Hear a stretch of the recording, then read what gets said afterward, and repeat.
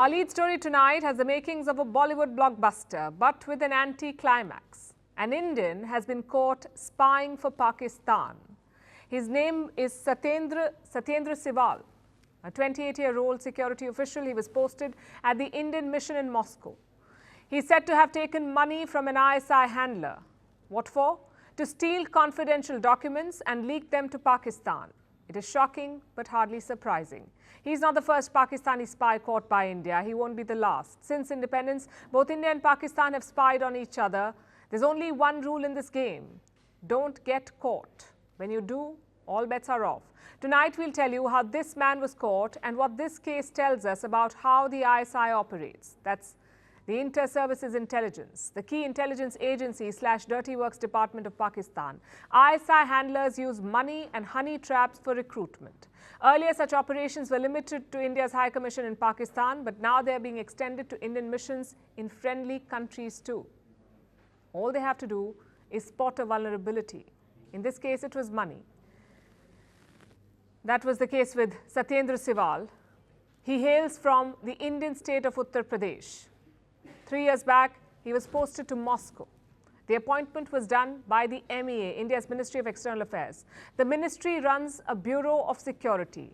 This bureau recruits security assistants. Usually, they come from the Indian police force, constables and head constables. They're chosen to serve at Indian missions abroad, to look after the security of the mission and the staff working there. That is their job. And in this case, it was a deputation.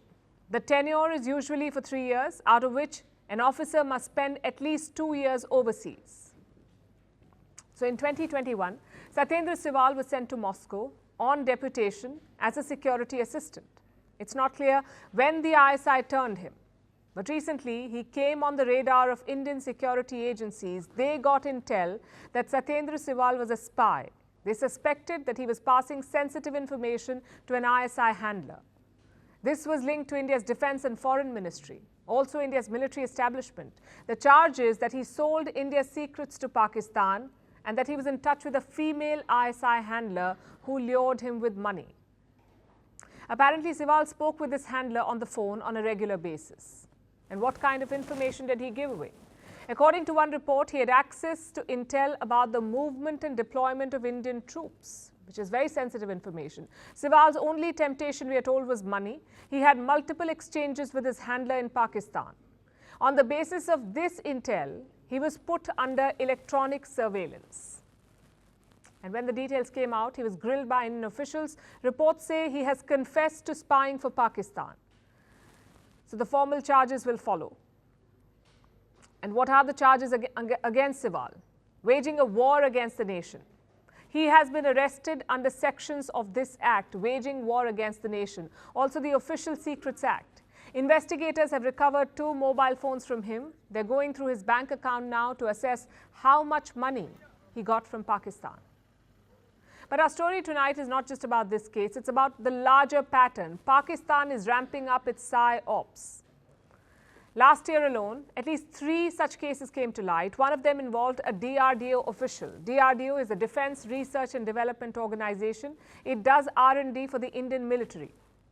Now, this official, who was caught, was accused of passing information to Pakistani agents, and Pakistan has a long history of such operations. In 2017, India recalled 3 diplomats. They worked at the Indian High Commission in Islamabad. Reports say they were targeted for a honey trap. But the bid was foiled. Then in 2010, another Indian diplomat was arrested. She too worked at the Indian High Commission in the press division. The diplomat was accused of passing classified documents to the ISI. And on every such occasion, India's response has been swift. Siwal has been neutralized. But India needs to keep its guard up, because when the ISI is not busy rigging Pakistani elections, it is trying to damage India in every possible way, sometimes using Indian citizens as weapons. From impeachments to inaugurations, if it's a political story, we are on the scene.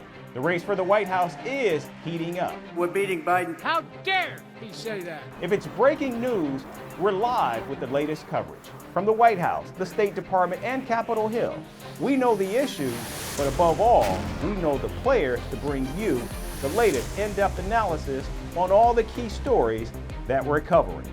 I'm Eric Ham. Join me from Washington here on First Post America.